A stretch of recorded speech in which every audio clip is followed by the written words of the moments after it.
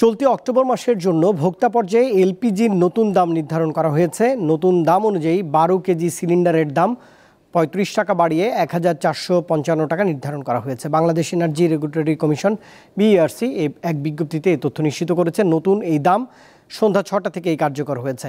এর আগে সেপ্টেম্বর মাসে 12 কেজির এলপিজি সিলিন্ডারের দাম ছিল 1421 টাকা, তার আগের মাসে ছিল 1377 টাকা।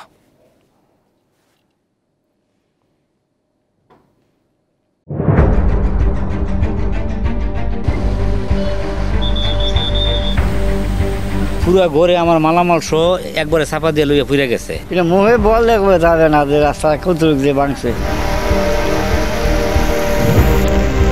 200 বছর আগের ঐতিহ্য মাটির ঘর ছিল, ওই মাটির ঘরগুলো একবারে ভাঙ্গা নিচে পড়ে গেছে। মানুষের তো অসহায়, করার কিছু নাই।